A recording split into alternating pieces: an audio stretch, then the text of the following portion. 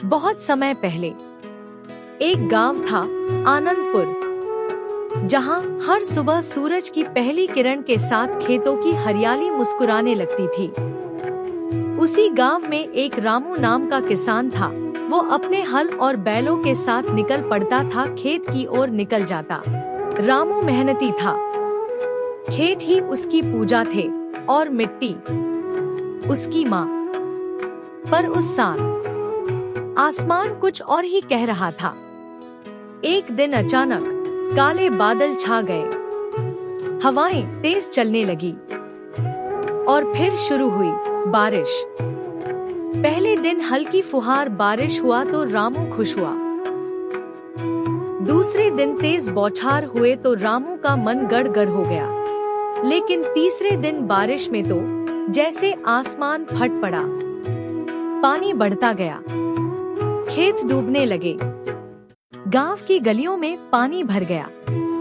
लोग घबराने लगे, कोई सामान समेट रहा था, कोई जानवरों को बचाने की कोशिश में था।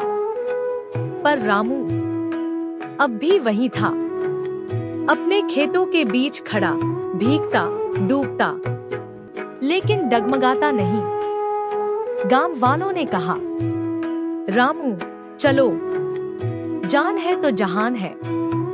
लेकिन रामू ने बस मुस्कुरा कर कहा, ये खेत मेरी जान है, मैं इन्हें कैसे छोड़ दूं?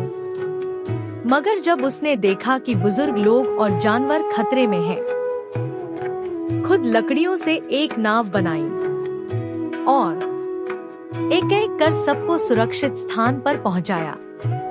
बाढ़ थमी, लेकिन गांव बर्बाद हो चुका था। घर गिरे, खेत उजड़े, उम्मीदें भीग चुकी थी। लेकिन फिर एक सुबह रामू फिर से अपने खेत में खड़ा था, नंगे पांव, भीगी मिट्टी में। उसने हल उठाया और कहा, फसलें फिर उगेंगी, माँ को फिर मुस्कुराना है।